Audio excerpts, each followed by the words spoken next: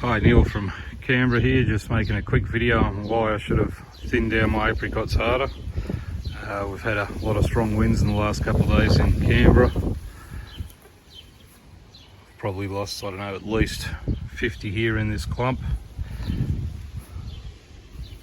Snapped off just up here, and you know, if I'd halved the fruit off or nearly, I'm sure I would have survived and they would have been all larger. So, you know, lost 50 to 60, I would have had 30 good larger fruit if I'd done it. But anyhow, you live and you learn, and I'll still do it again, I'm sure. Have a good one.